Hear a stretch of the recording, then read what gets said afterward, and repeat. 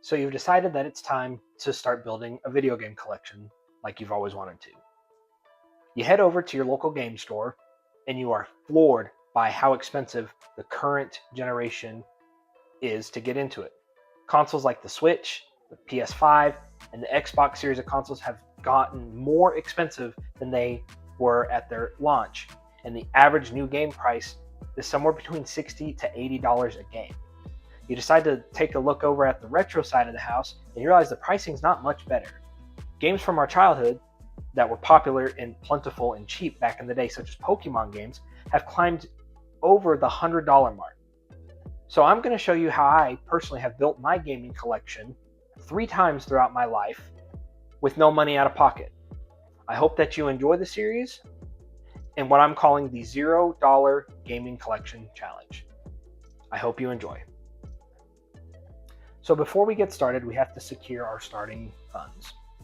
For me personally, I have found that the easiest thing to do is to walk around my house looking for items that have a little bit of value that I'm no longer using. The rule of thumb that I have used in the past is if I haven't used it in a year, I'm probably not going to need it in the next 6 months.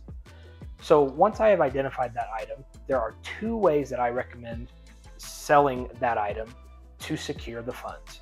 And in this order, it is Facebook Marketplace local deals. I can't speak to the shipping through Facebook. I've never done it, but that allows you to avoid taxes, shipping costs, and fees for using the platform. And then the secondary method is eBay. I personally would recommend using Facebook Marketplace first because we need as much money in our pockets at the beginning of this process so we can grow the collection faster. The more starting money you have, the faster things are going to grow. So the item that I have selected to be the foundation that we build this collection off of is a singular video game. And that game is Left 4 Dead 2 on the Xbox 360. The reason I decided to sell this game is because I have 3 copies of it. I have this loose copy, which was my playing copy, and I have a very nice condition CIB box copy that looks good on the shelf. Well, fortunately, last year I stumbled into a sealed copy of the game at Goodwill that I paid less than $5 for. So this is a condition upgrade, and I will get this game listed. And after fees, shipping, and all that good jazz, I'll update the video with what our official starting number is. I hope you're excited. So I listed the game last night, and I woke up to a sold notification this morning. So I sold the game initially for $28.99.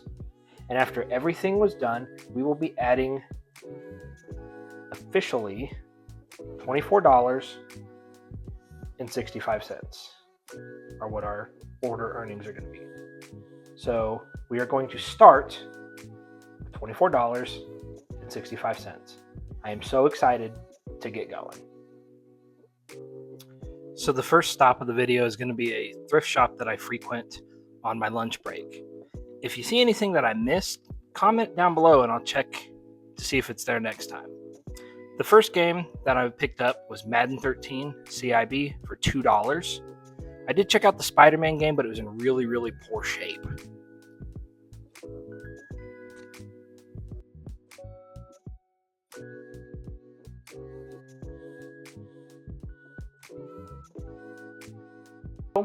The first purchase after the sale of Left 4 Dead 2 is Madden NFL 13. And this is actually a pretty clean copy of the game. CIB, paid $2 for that. The next stop was made in the same day after work. On the way home, I spent $20 on 4 games and was pleasantly surprised with what I found. So the first game of that is Rock Band for the Xbox 360, complete in box. Pretty nice game. Rock Band should be an easy sell. The first game that we may consider keeping is Need for Speed Underground 2 for the original Xbox. This game has a value of like maybe $10 to $12 as is, but we may keep this. I'm excited for that, so we'll see what happens. The next is a game I've never heard of, Rock Band Metal Track Pack. So comment down below if you were a Rock Band or a Guitar Hero kid growing up. I played Guitar Hero, so I really didn't play much Rock Band, or at all ever, other than the demo at Best Buy. So this game is really nice, and I'm excited to get it listed on eBay. And then the last game is probably my favorite of the bunch. So I was excited to see a PS2 title, SmackDown vs. Raw.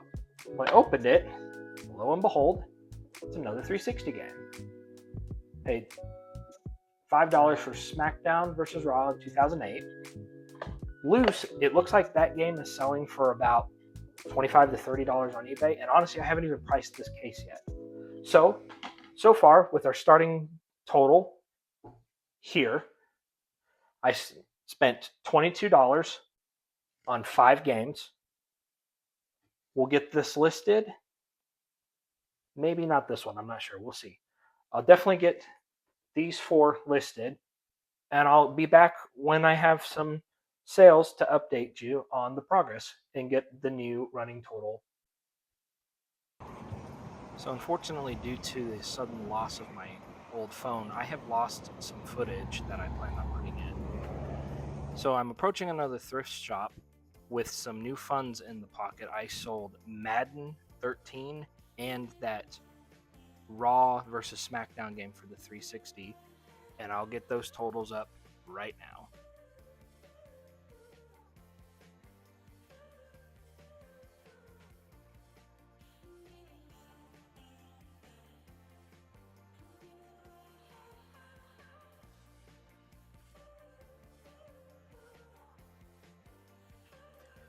So first off, I was super excited to see PSP games. I couldn't tell you the last time I found a PSP game out in the wild.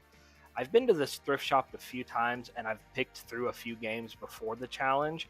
The inventory doesn't really change a lot here, but as you see, the games are usually individually priced. Sometimes they're $3, sometimes they're $8. But there was actually a sale going on today, and I'm not quite sure if it was just because it was a new girl or what, but I got a really good deal, and I will get you up to date with that on the next clip. Okay, so I'm on my lunch break, and I wanted to share with you guys an exciting find that I got today. This is the second time I've been to this thrift shop.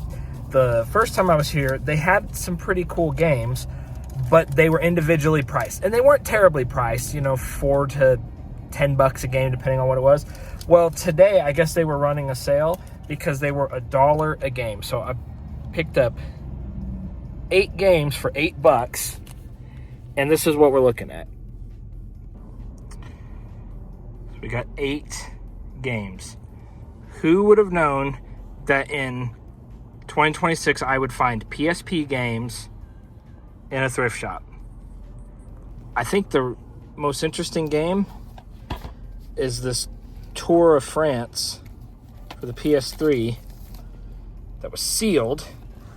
They had marked for $10, but if you notice, it's not an NTSC copy. I saw this game selling for about $30, so for $1, I think it was worth the gamble. I tried to make it look like he's talking into the mic, but he's holding a banana. Anyhow, before we get into the final standings at the end of episode 1, if you remember, I talked about you should have some goals lined out, and I thought it would be pertinent to go over the goals that I decided to pursue in what I'm calling the level 1 collection. The first goal that I plan to achieve is 3 individual consoles, and those consoles that I have chosen are the PS2, the Xbox 360, and the Nintendo Switch. The PS2 and Xbox 360 both open up the PlayStation, the PS2, the original Xbox, and the 360 library. And the Nintendo Switch is the second best-selling console of all time, and it's still modern, and there's a lot of games at a lot of different price points. For a dedicated handheld, I've decided that I want to pursue the Game Boy Advance, SP, preferably, or Game Boy Advance. That gives us 2 libraries of games, the Game Boy Color and the Game Boy Advance, And there's a ton of really, really great games for these systems. And I'm hoping that this is a journey to discover some games I didn't know existed. So if you have any games that I should be looking out for those systems, drop a thing down in the comments and I'll add it to my search list. The next thing that I wanted to go for is I want to go for at least 15 games per system. Now, I'm hoping to go for like 15 games PS1, PS2, 15 games Xbox, Xbox 360, representing at least 4 genres amongst the library, such as shooters, RPGs, racing games, survival horror, etc. And then finally, I'd like to get a period correct television to play these retro consoles on, because most modern TVs don't even have the legacy inputs to play these systems on, and if they do, they look terrible. So with that all laid out, let's go ahead and get into our final standings and end the video. So without any further ado, let's reveal the games that I have decided to start the collection with. Now, the way that I'm doing this is as I'm picking up games, I'm deciding, is it something I'm going to keep for the collection or am I going to resell for profit? Now, what I've decided to do with this was to go hard in the sauce, but some of these games were such a good deal, I just couldn't pass them up for adding to the collection because they didn't detract that much from the funds at all. So the first game that I found that by order of my wife to keep was Rugrats Search for Reptar for the PS1, disc only. I found this at a thrift shop for, so I found this and 2 other games in a case for $1. So I assigned a value of 33 cents to it. The value of Reptar loose is $11.99. Now, all the pricing is from pricecharting.com. The next game is Medal of Honor for the PlayStation. I played this game a lot growing up. Same thing, it was one of those 3 discs that were in a case. So I assigned a value of 33 cents, and it has a loose price of $6.63. Next was Medal of Honor European Assault, missing the manual, but this game was $1, and this has a price charting value of $8.73. The first CIB game that we'll be adding to the collection is Transformers Revenge of the Fallen for the PS2. I did pay a little bit for this one. The price kind of snuck up on me. I thought it was $1 a game. Most of the other games I got with this were $1 a piece, but it was for a yard sale for a battered women's shelter, so I felt okay paying $6 for it. I had the money in the thing, but still, it has a price charting value of $9 complete in box. So we still, are in the positive on it. Now, this game I was super excited for because this was one of my favorite games growing up, and it was 007 Nightfire for the PS2. Now, this is the it is the game and case only, and I paid $1 for this, and this has a value of $10.17 according to price charting for the case and the item. The next game that I've decided to keep was Need for Speed Underground 2 for the Xbox, missing the manual. I paid $5 for this. Now, price charting has the game and the case valued at $18.06, but I've seen the disc sell alone on eBay for 12 to 13 bucks. And then the last game that I've decided to keep for the collection is Shrek 2 for the Xbox, missing the manual. I paid $5 for this game, but as is with the current configuration, price charting value has it at $8.73. So the total collection cost so far, I have spent $17.19, and we have a value of $73.31. Not bad at all. And as I found these games, that is what kind of shaped my final decision for the systems I was going to pursue. I wasn't looking for these games for these systems. As I started to find these games, I started to think about, this seems to be a more realistic approach than what I was looking at, thinking, hey, I'm going to collect the Nintendo 64 and find 64 games or PC Engine games out in the wild. So I already had the segment filmed, and then I realized that the audio cut out because my microphone died halfway through filming it. So what I'm going to show you is the current inventory I have listed and what I paid for it and what it's projected to go for. Tiger Woods PGA Tour 2005, paid $2 for it. It has a price charting value of $9.22. Next was Thomas the Train, Here Comes Spring, just a DVD. The movie itself's worth like $7, but with the slipcover, it has sold listings for $25. I have it listed for $19.99 free shipping, and I have several watchers on it, but I only paid $2.99 for that at Goodwill. The next game I have is Dance Dance Revolution Ultra Mix Platinum Hits for the Xbox. This game is in fantastic condition. Paid $1 for it. Price charting has it worth about $6.29. Next, I have MLB 10 The Show, CIB for the PS3, and I paid $1 for it, and price charting has it at $7.61. Next, we have MLB 10 The Show, the PSP. Paid $1 for this one. Price charting for the case in the game is $8.04. We have MLB 11 The Show for the PSP. Same configuration. Price charting has this a little under $15, like $14.98. I have it listed currently for $15, and I have several watchers on it. Probably the coolest thing I have found so far, just in my opinion, is a sealed copy of Le Tour de France, the PAL edition, sealed. I paid $1 for it because it was a sealed PS3 game, and the price charting on it is all over. I've seen sold listings for $8. I've seen sold listings for $20. So I've got it up for $12, and we'll see how that goes.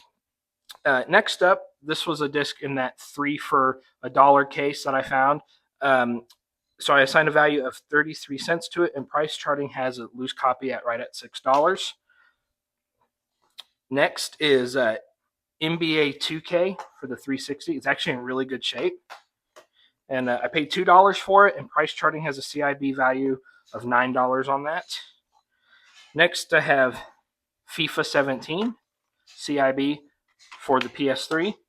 Paid $2. Price charting has a value of $10. Next is the worst condition copy of Rock Band I have ever seen for the Wii. But at CIB, the disc is immaculate and the manual's in good shape. It's just this case art. But I paid $1. Price charting has it at $10. And then the last game, Rock Band Track Pack Volume 1. I paid $1 for it. Price charting has it at $10.99. So, with that being said, I will go into my last thoughts and we will close out the video.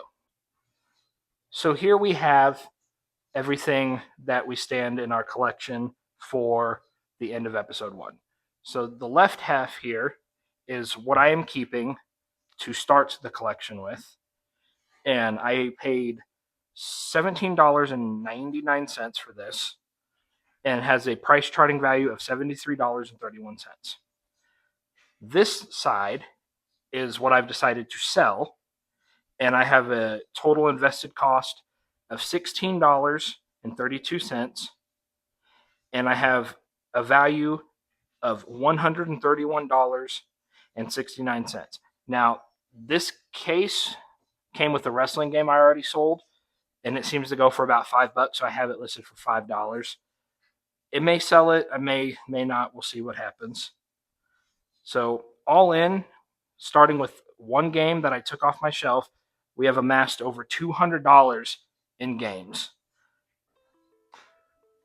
So the plan for the sell lot is I'm going to keep a few of the games listed that are worth more than $10, namely the MLB games from the PSP. I'm going to bundle the Rock Band games together and probably ask like $20 for them, free shipping. And then the Thomas the Train DVD is just on its own. And the rest of the games, since they are sports games, What I may wind up doing, if they don't sell in a week or so, what I'll usually do with games like that is I will put them in a game lot. I'll throw them on eBay with the simple, hey, price charting value of these games are $75, and I'll list it for $40. Now, I am going on vacation this weekend to take the wife to Corpus Christi for Mother's Day, and I won't be back until Wednesday, May the 13th. So everything is going to be listed before I go, and whatever doesn't sell will be lotted up before then. So we've recapped the inventory, and we have $30.90 left in the gaming collection. So funds. So I probably won't be doing too much shopping while I am out, as it's vacation, but that's it. I really hope you enjoyed it. If you liked the video, please leave a comment and subscribe for future videos. And while you're waiting, go and look at some of my older videos. I really like doing YouTube. It's a creative outlet for me, and I enjoy doing stuff like video game collecting and PC stuff. So if you want to just see a guy in his 30s nerding out, consider giving the channel a like and subscribe. Once again, I'm Jake with Nerding in My 30, and I'm signing out.